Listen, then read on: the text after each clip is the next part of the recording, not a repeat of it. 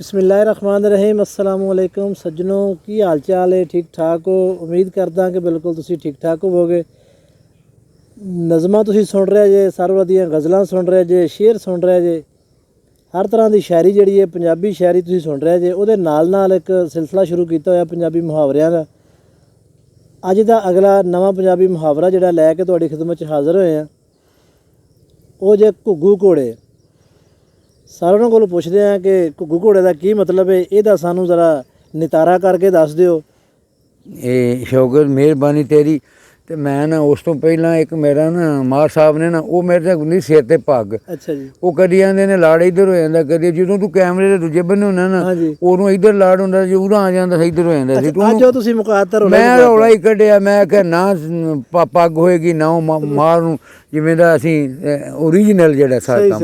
ते दूजी गल मैं जिहड़ा ना पढ़ाउंदा रहा ना कालजां दे विच भी स्कूलां दे विच भी, उत्थे ने गाइडां बड़ियां लिखदे ने। कोई प्रोफैसर ना लिख के गाइडां दे सैंपल जिहा दे जंदे लवाओ। ते मैं अज सीधा किसी ने स्टूडेंट नूं गाइड नहीं लवाई। मैं जूं है सब कुछ मेथों पुछो।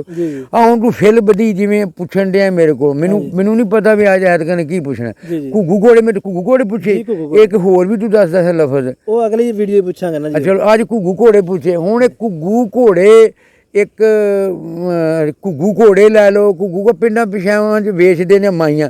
जदों साइंस तरक्की नहीं सी ना कीती उदों साडे जिहड़े है सी ना पक्खी वास वो ना बनाउंदे सन एक घोड़ा जिहा खिडौना जिहा, एक ओहदे घुग्गू सी ना जिहड़ा ओहदे फूक मारदे ने आवाज़ निकलदी सी। हुण ते साइंस ने तरक्की चाइना दा माल आ गया, एक घोड़ा जिहा बन गया सी। घुग्गू लै लो, घुग्गू घोड़े लै लो, वो जाके बाहर लैके खेडते सन।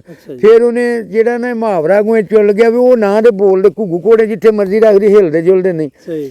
तो फिर जेह्ड़ा इत्थे बंदा है ना सारे घुग्गू घोड़े बैठे ने, जेह्ड़ी को ना जिवें असीं घुग्गू घोड़े ही सारे वे सानू बिल इन्ने आ गए ने किसी होर मुल्क दे विच आए हुंदे सारे बिल अखीर उन्हां मैं इत्थे हुण तैनूं शौक गल वध जांदी, तेरा टाइम भी घट्ट हुंदा।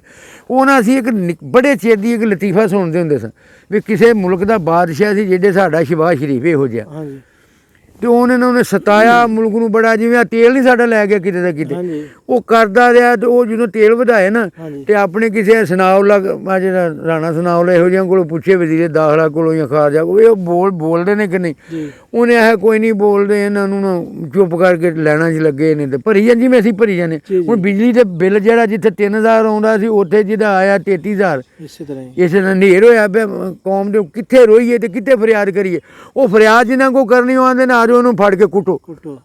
ਇਹ ਜੀ ਅਦਾਰਿਆਂ ਦੇ ਖਿਲਾਫ ਗੱਲ ਕਰਦੇ। ਹੁਣ ਦੱਸੋ ਅਦਾਰਿਆਂ ਦੇ ਖਿਲਾਫ ਕਿਹੜੇ ਬੰਨੇ ਜਾਈ ਮੂੰਹ ਤੇ ਹੁਣ ਸਾਡੇ ਜੀਭ ਤੇ ਜਾਂਦੇ ਨੇ ਸੋਚਦੇ ਪੈਰੇ ਹੁਣ ਲੱਗੇ ਨੇ ਕੀ ਕਰੀਏ ਦੱਸ। ਚੁੱਪ ਕਰਕੇ ਬਹਿਣ ਵਾਲੀ ਗੱਲ। ਤੂੰ ਵੀ ਆਨੇ ਐਡੀ ਤਰੀਖੀ ਗੱਲ ਨਾ ਕਰਿਆ ਕਰ।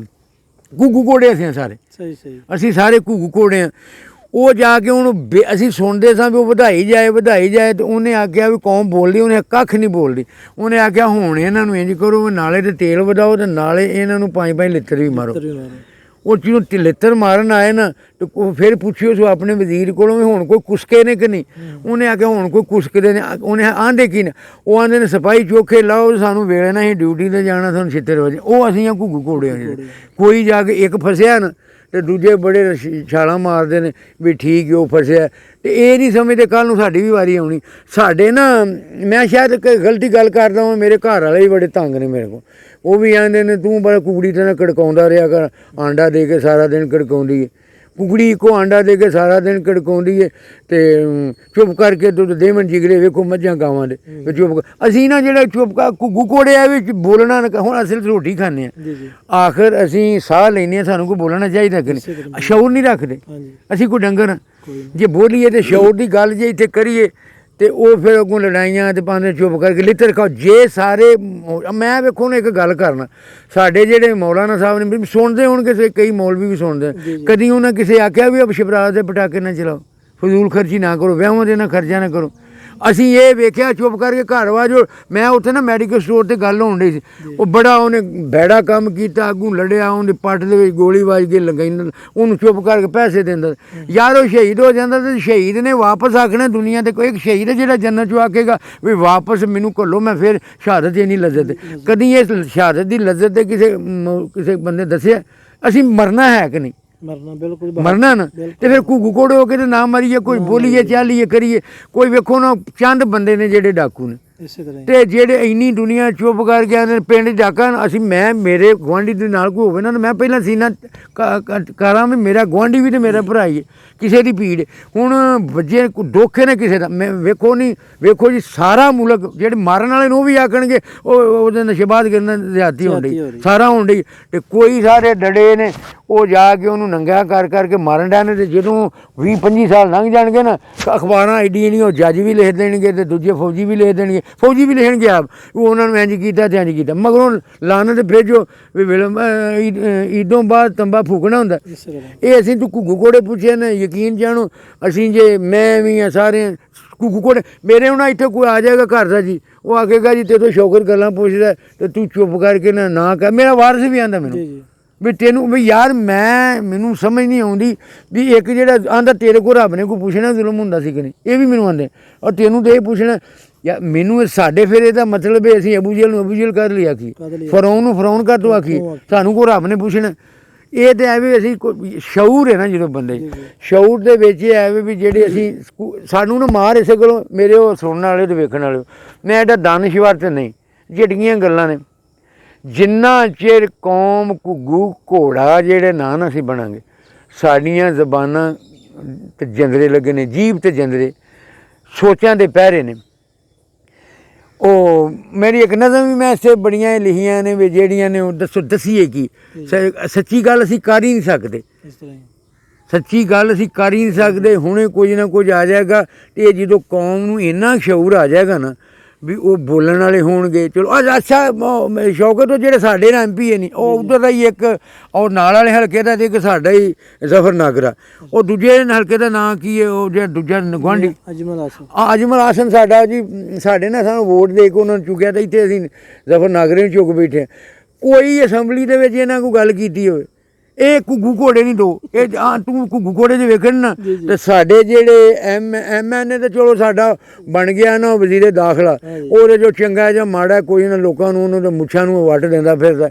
ਜਿਹੜੇ ਸਾਡੇ MP ਨਹੀਂ ਨਾ, ਇਹ ਜੇ ਘੁੱਗੂ ਘੋੜੇ ਨਹੀਂ, ਨਾ ਉਹ ਬੋਲਦੇ ਨਹੀਂ, ਨਾ ਚੱਲਦੇ ਨਹੀਂ, ਨਾ ਕਿਸੇ ਗਰੀਬ ਦੀ ਪੀੜ ਉਹਨਾਂ ਨੂੰ ਉਹ ਤਨਖਾਹ ਲੱਭਣ ਡਈ ਹੈ, ਬਸ ਉਹ ਖਾਈ ਜਾਂਦੇ ਨੇ। ਇਹ ਨਹੀਂ ਆਉਂਦੇ ਵੀ ਇੱਕ ਦਿਨ ਵਾਰੀ ਸਾਡੀ ਵੀ ਆ ਜਾਣੀ। ਇਹ ਐਵੇਂ ਹੁਣ ਅੱਗੋਂ ਛੇੜਨਾ ਜੀ ਇੰਨੀ ਵੇਖੋ ਨਾ ਜ਼ਿਆਦਾ ਹੋ ਗਈ ਹੈ ਗੱਲ। ਇਹ ਕਹਿ ਸਕਦੇ ਇੱਕ ਤੇ ਮਿੱਟੀ ਦੇ ਖਿਡਾਉਣੇ ਵੀ ਕਹਿ ਸਕਦੇ, ਇਹਦਾ ਮਤਲਬ ਮਿੱਟੀ ਦੇ ਯਾਰ ਮਿੱਟੂ ਦਾ ਮਾਧੂ ਨਾ ਉਹ ਜਿਹੜੇ ਮਿੱਟੀ ਅਸੀਂ ਨਾ ਉਹ ਜਿਹੜਾ ਮੈਨੂੰ ਇਹ ਜਿਹੜੇ ਖਿਡਾਉਣੇ ਨੇ ਅਸਾਂ ਤੇ ਵੇਖੇ, ਤੁਸੀਂ ਨਹੀਂ ਵੇਖੇ, ਤੁਸੀਂ ਤੇ ਆ ਵੇਖੇ ਨਾ ਚਾਈਨਾ ਦਾ ਮਾਲ।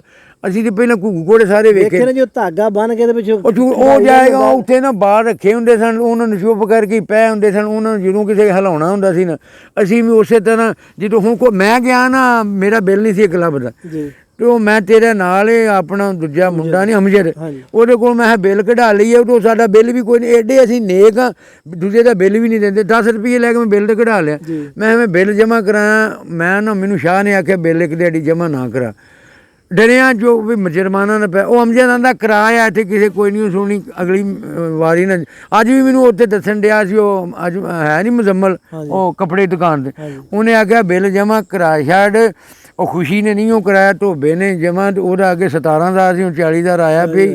ਤੇ ਤੈਨੂੰ ਉਹਨਾਂ ਨੇ ਨਾ ਤੂੰ ਐਵੇਂ ਕਿਸੇ ਦੇ ਆਖੇ ਨਾ ਲੱਗ ਤੇ ਜਮ੍ਹਾਂ ਕਰਾ। ਅਸੀਂ ਵੀ ਚੈੱਕ ਕਰਾਵਾਂਗੇ ਸਵੇਰੇ ਐਵਰੇਜ ਚੁੱਪ ਕਰਕੇ ਸਾਰੇ।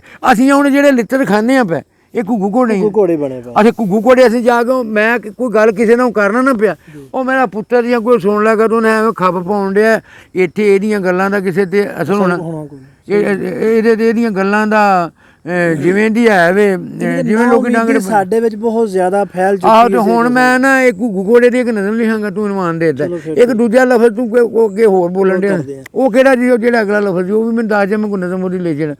ਉਹ ਜਿਹੜਾ ਇੱਕ ਤੂੰ ਹੋਰ ਮੈਨੂੰ ਦੱਸੇ ਘੁੱਗੂ ਘੋੜੇ, ਇੱਕ ਕੋਈ ਹੋਰ ਆਂਦਾ ਹੈ ਪੁੱਛਣਾ ਜੱਟ ਜੱਫਾ ਜੀ, ਉਹ ਜੱਟ ਜੱਫਾ ਤੇ ਘੁੱਗੂ ਘੋੜੇ ਦੱਸਦਾ ਇਹ। ਚਲੋ ਹੁਣ ਘੁੱਗੂ ਘੋੜੇ ਦੀ ਹੋ ਗਈ ਗੱਲ, ਜੇ ਤੁਸੀਂ ਪਸੰਦ ਕਰੋਗੇ ਤੇ ਇਹਦੇ ਵਾਸਤੇ ਅਗਲੀ ਵਿੱਚ ਜੱਟ ਜੱਫਾ ਤੇ ਘੁੱਗੂ ਘੋੜੇ ਦੀਆਂ 2 ਨਜ਼ਮਾਂ ਲਿਖਾਂਗਾ। ਉਹਦੇ ਵਿੱਚ ਮੈਨੂੰ ਜ਼ਰਾ ਆਸਾਨੀ ਹੋ ਜਾਂਦੀ ਹੈ। ਸ਼ੇਰਾਂ ਦੇ ਵਿੱਚ ਜਿਹੜੀ ਗੱਲ ਕਿਸੇ ਨਾਲ ਬੰਦਾ ਕਰ ਨਹੀਂ ਨਾ ਸਕਦਾ, ਆ ਬੁੱਲੇ ਸ਼ਾਹ ਆਂਦਾ ਨਾ ਵੀ ਬਸ ਰੱਬ ਤੇ ਇੱਕੋ ਜਿਹਾ ਦੀ ਵਾਹਦਾ ਤੋਂ ਵਜੂਦ ਦਾ ਫਲਸਫਾ, ਉਹਨੂੰ ਕੁੱਟਣਾ ਬੜਾ ਸੀ ਮੌਲਵੀਆਂ। ਉਹ ਆਂਦਾ ਰਾਂਝਾ ਕਰਦੀ ਨਹੀਂ, ਮੈਂ ਆਪੇ ਰਾਂਝਾ ਹੋਈ, ਸੱਦੋ ਮੈਨੂੰ ਦੀਦੋ ਰਾਂਝਾ ਹੀਰ ਨਾ ਆਖੋ ਕੋਈ। ਮੈਂ ਉਹ ਇਹ ਇਸੇ ਤਰ੍ਹਾਂ ਬਲਾਵਲੂ ਕੇ ਸ਼ੇਰਾਂ ਦੇ ਰਾਹੀਂ ਨਾ ਉਹ ਦੱਸ ਦਿਆਂਗੇ ਘੁੱਗੂ ਕੋੜੇ ਕੀ ਹੁੰਦੇ ਨੇ ਤੇ ਜੱਟ ਜੱਫਾ ਕੀ ਹੁੰਦਾ। ਜਦੋਂ ਸੱਜਣੋ ਤੁਹਾਨੂੰ ਅੱਗੇ ਵੀ ਅਸੀਂ ਬਾਰ-ਬਾਰ ਦੱਸ ਚੁੱਕੇ ਹਾਂ ਕਿ ਸਾਡਾ ਮਕਸਦ ਇਹੋ ਜਿਹੇ ਅਲਫਾਜ਼ ਜਿਹੜੇ ਨੇ ਸਾਡੇ ਖੜੀਂਦੇ ਪਏ ਨੇ, ਗੁੰਮ ਹੁੰਦੇ ਪਏ ਨੇ, ਅਸੀਂ ਉਹਨਾਂ ਨੂੰ ਮਹਿਫੂਜ਼ ਕਰ ਰਹੇ ਹਾਂ। ਅਗਲੀ ਵੀਡੀਓ ਦਿਓ ਇਜਾਜ਼ਤ ਜਨਾਬ ਜੀ, ਫਿਰ ਮੁਲਾਕਾਤ ਹੁੰਦੀ ਹੈ। ਰੱਬ ਰਾਖਾ ਜੀ।